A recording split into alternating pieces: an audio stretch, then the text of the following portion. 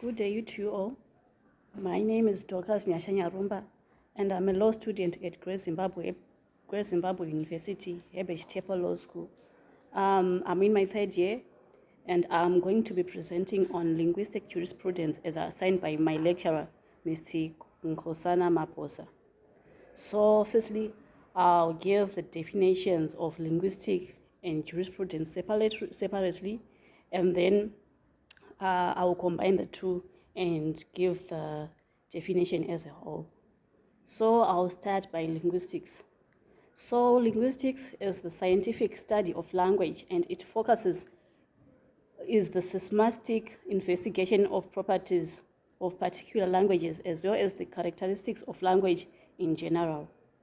It encompasses not only the study of sound, grammar, and meaning, but also the history of languages, families, how languages are acquired by children and adults, and how language use is processed in the mind, and how it is connected to race and gender. In law, the term linguistics is a general sense to refer to any interface between language and law. I'll move on to the definition of jurisprudence. Different authors have given different meanings and definitions of the term jurisprudence. So I'll go on to the more precise definition of jurisprudence. The word jurisprudence is derived from the word juris, meaning law, and prudence, meaning knowledge. Jurisprudence is the study of the science of law. The study of law in jurisprudence is not about any particular statute or rule, but law in general, its concepts, its principles, and philosophies underpinning it. According to B.E. King, jurisprudence is not concerned with the exposition of law, but the disquisitions about law. For example, substantive law teaches us about our rights, duties, and obligations, and the procedural law talks about the legal process through which those rights can be enforced or obligations met, but jurisprudence would go into the analysis of what rights, duties, and obligations, how and why do they emerge in a society. Jurisprudence also improves the use of law by drawing upon insights from other fields of the study. I'll move on to the definition of the two terms combined.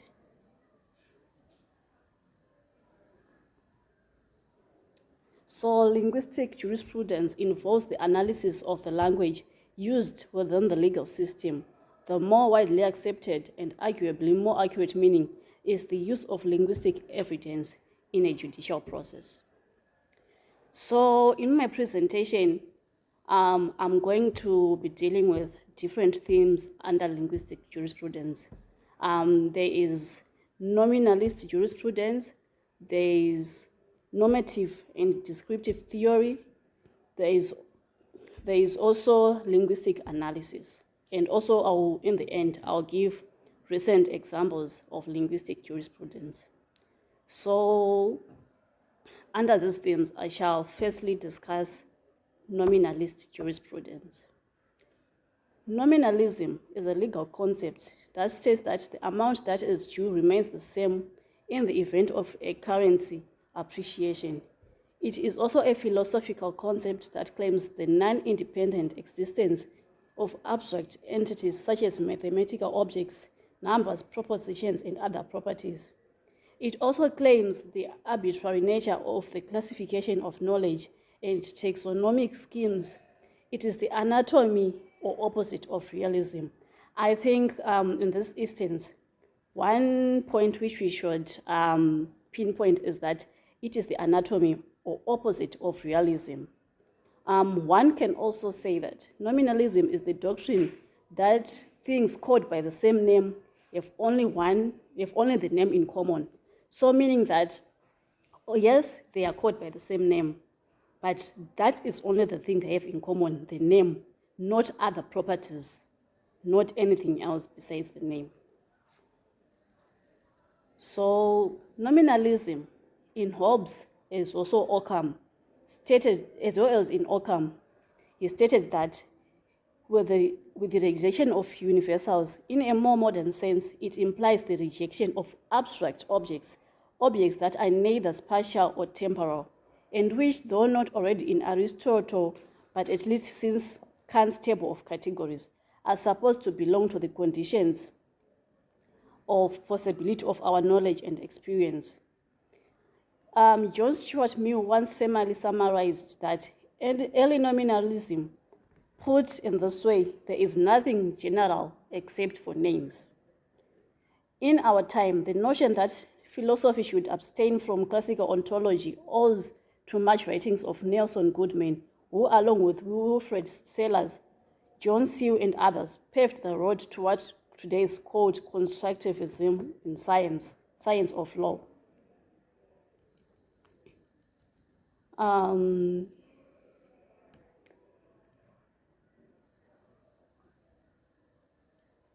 So jurisprudential nominalism is no longer in vogue. It emphasizes some features of linguistic jurisprudence that concern this present thesis. It may therefore be suggested, first, that no one starts with a linguistic tabula rasa, one inherits and is indoctrinated in a living language. And then I shall move on to descriptive and normative theory. I'll start with the definition of normative theory. Before I give you the definition, normative theory is also known as the prescriptive theory. So in philosophy, normative statements affirm how things should or ought to be, how to value them, which things are good or bad, which actions are right or wrong. Normative is usually constructed with a positive, descriptive, explanatory, or quantitative when describing types of theories, beliefs, or propositions. Positive statements are factual statements that attempt to describe reality. So in the normative theory, there are some models which have been designed to help people make better decisions. As we said in the definition at first, that normative statements affirm to how people should act, not how they are acting, but on how they should act. So these models are designed to help people in realizing in a way they should act. So these can also be said to prescriptive models, as we said earlier, that it's called normative or prescriptive theory. So prescriptive models are those which are designed to help people make better decisions in the sense of aiding them to behave consistently with a prior set of requirements or rules with which they want their choices to conform. These models are prescriptive or normative insofar as they prescribe to how they should behave. That is, they set ideal norms. Descriptive models, on the other hand, are designed to describe how people actually behave. If I have said currently I'm dealing with a normative theory, although I have hinted on how descriptive models talk about. So normative legal theory is concerned with values. Such theory may, for instance, seek to establish whether strict liability ought to be adopted in order to protect consumers. Normative legal theories tend inevitably to be associated with moral or political theories. In pursuing evaluation of the law, normative legal theories might be either ideal or non-ideal.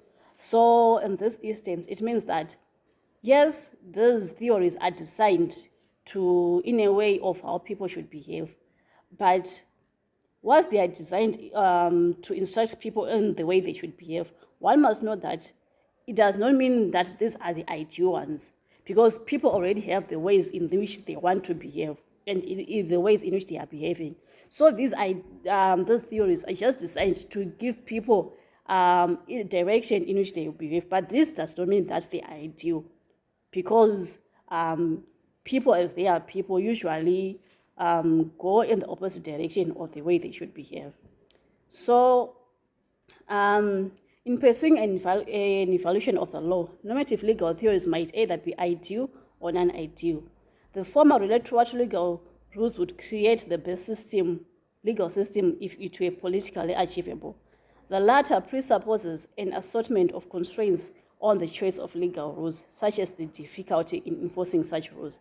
So, as I have hinted earlier, giving those theories, those ideal theories, it might be difficult to enforce such rules because already people have the way in which they already behave, which they are not instructed to do so. So, I shall give two examples of normative theories by different theorists. The first one says, it is often supposed that an evaluation of law as a type of social institution must be preceded by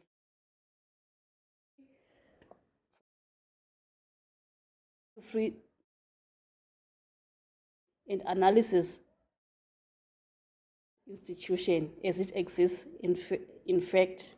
But the development of modern jurisprudence suggests and the reflection on the methodology of social science confirms that no theorist can give a theoretical description and analysis of social facts without also participating in the work of evaluation, of understanding what is really good for human persons and what is really required by practical reception.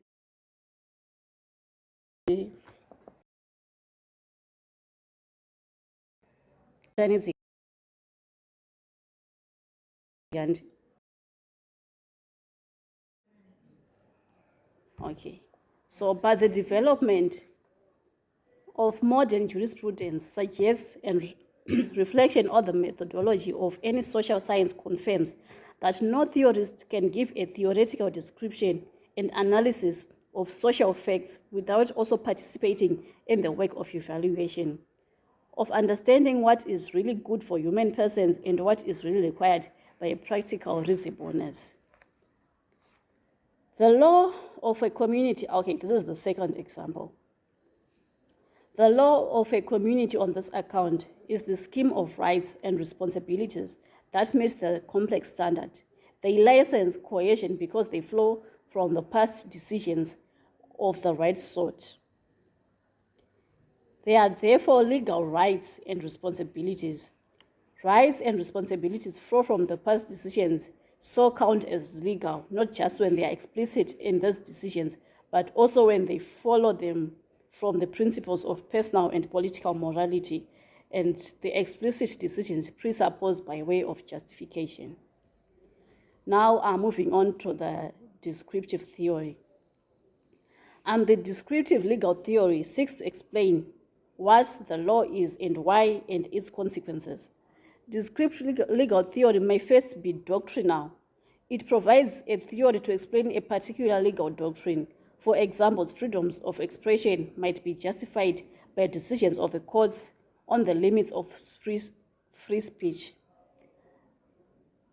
Doctrinal legal theory also seeks to answer questions such as, can these cases be elucidated by an underlying theory? Secondly, descriptive legal theory may be explanatory. It attempts to explain why the law is as it is. Marxist legal theory, for example, is explanatory in this sense, for it offers an account of law as expressing the interests of the ruling class. A third form of descriptive legal theory concerns the consequences that are likely to follow from a certain set of legal rules. For example, economic analysts' law might use their tools of analysis to assess the probable behavioral effects of a strict liability regime on manufacturers. So now I'll move on to descriptive and normative theory, whilst they are combined. So there is no clear-cut distinction between these two categories of legal theory. A normative theory may rely on a descriptive theory to obtain its purchase. Thus, it is hard to sustain the normative theory of utilitarianism without a descriptive account of the consequences of the application of a specific rule. Following that, how would a utilitarian know whether X causes the greatest happiness without a description of these consequences? Similarly, a descriptive legal theory may, on the basis of predictions, about the likelihood of success, say law reform, put a brake on the normative legal theory that gave birth to the improvement. So, in what has just been said, it means that yes, normative theory explains the way people ought to behave, and then the descriptive theory explains the way people actually behave. But this last statement suggests that these two, they correlate, they rely on each other. So this is why in most instances, the descriptive and normative theory are talked about at the same time. So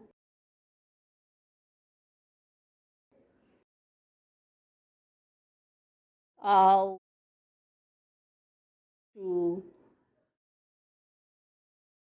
linguistic analysis.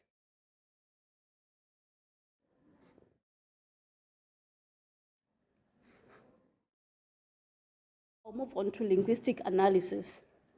Linguistic analysis is the study of language speech units in terms of constituent parts, content, function, and other features to determine the exact language speech units.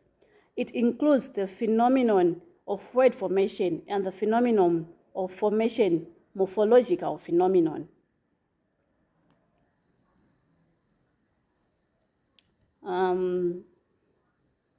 A new word is a solution to a problem. Often the need is obvious, but sometimes it is unseen or barely felt.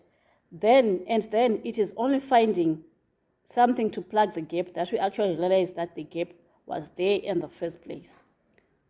Much modern philosophy has been preoccupied with some language analysis, and because jurists often apply philosophical techniques and insights when attempting to solve jurisprudential problems, theories of use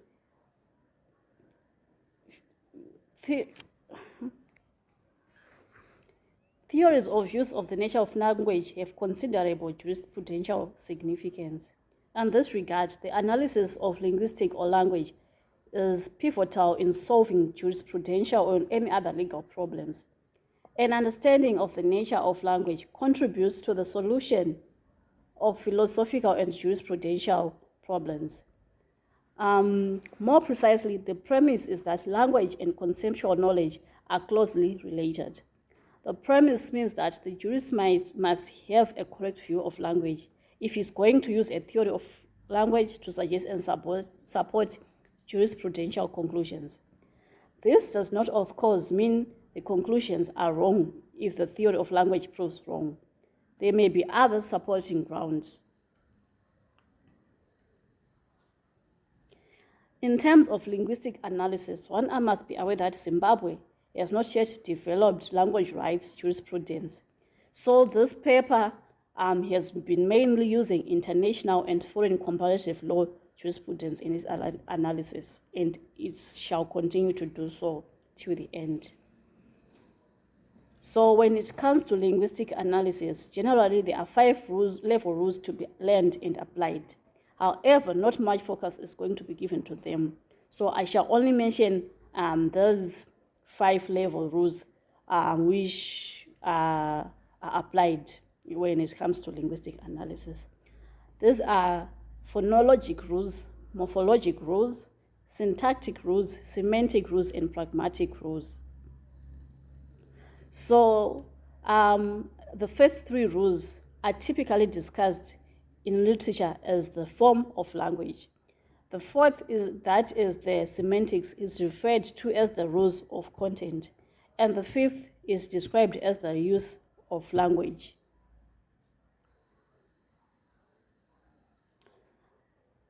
I shall move on to the topic I themed, the limited relevance of linguistics to law. You should know that this topic is still under linguistic analysis, but this is just a subtopic, which I said the limited relevance of linguistics to law. The business of judges is to make decisions and justify them. The extent that judges need to interpret statutory or other language in performing these tasks, they are as able as anyone else to do so without the help of a linguist. And linguistic theory tells us that this is so. Linguistic inquiry starts with the proposition that a person who speaks a language has developed a certain system of knowledge, represented somehow in the mind and ultimately in the brain. In some physical configuration, the goals of linguistic research are to come to an understanding of this system of knowledge and to explain it as it arises. That seemingly dissimilar languages share many common properties in their structure, and that children develop some aspects of structure of language without much exposure to them lead linguists to conclude that a good part of this knowledge results from innate structures that severely limit the kinds of systems of linguistic language that can develop in humans. So the last part of my presentation shall be on the recent examples of linguistic jurisprudence. So the elucidation of legal concepts and expressions by use of the above descriptive normative theory may be constructed with an exercise in linguistic jurisprudence, which will bring the above matters into a sharper focus. In a symposium on responsibility, Professor Edgar Bodenheimer opposed the thesis that punishment is absolute. In his discussion of punishment, he spoke of recusal for a wrong word and blameworthy act deserving disagreeable consequences. He recognized that punishment has various meanings, and he was careful to say that the term will be used by him in his moral sense. He noted that this restricted meaning conforms with the popular notion of the term. His discussion was followed by that of Professor Joe Feinberg, who took exception to Bodenheimer's analysis in one important respect, namely, he objected to the ethical connotation of Bodenheimer's definition of punishment. He gave 3 examples of what he said all of us would agree in identifying as instances of legal punishment. In penalty, he opposed on a traffic violator on South African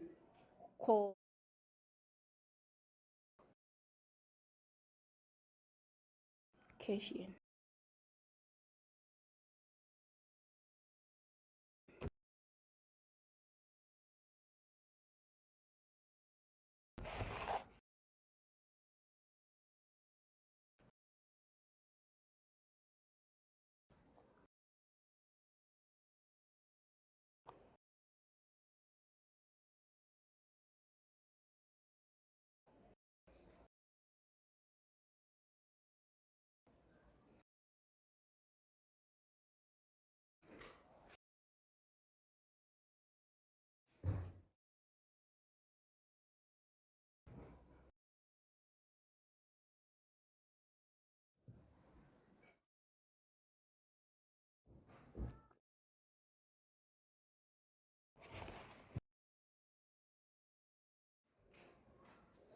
So I shall continue from where I left. On a South African Caucasian for entertaining Negroes in his home in violation of a law, and that for murder. All of them, he said, are perfectly clear examples of legal punishment. Are clear and non-controversial models of legal punishment. Like Bodenheimer, Feinberg recognized that punishment is ambiguous, but unmoved by the fact that a legal scholar preferred its moral connotation. Feinberg rejected that. It has the disadvantages that on this definition, many of the cases generally called punishment are not really instances of punishment at all. And this is true even of some of the standard examples of legal punishment. For example, despite the fact that the South African Caucasian who entertained Negroes in his home may have acted their highest moral purposes, there is no There is no question that he was punished for his act, and that his punishment was legal punishment. So too of a man who violates a business regulation of whose existence he is wholly unaware. He ordered that the greatest drawback of a definition of legal punishment in moral terms is that it tends to obscure the discussion of justification of punishment, and it invites equivocation, but since he gave no reasons to support these assertions, they may be passed over. So from the beginning, I highlighted that I'm going to be different. I'm going to be dealing with linguistic jurisprudence. And under linguistic jurisprudence, I was assigned to talk about the descriptive and normative theory, the nominalist jurisprudence, linguistic analysis, and then recent examples of linguistic jurisprudence. So in one of my points, there is a scholar who mentioned that linguistics and law can never be related. But I differ with that opinion because, as we have seen, we can never separate law and language. For the judges or anyone who decides upon a matter in a court of law, there is need to analyze each and every word used, because in most instances we have seen that words have the power to liberate or to send someone to jail. So linguistic jurisprudence must be studied, and it is of paramount importance. However, it is said that in Zimbabwe, not much has been done in order to study linguistic jurisprudence. Only you might find only a few or maybe none at all books which talk about linguistic jurisprudence. So if you have seen, in most of my discussion, I was referring to international theorists and international scholars when it comes to jurisprudence. I thank you.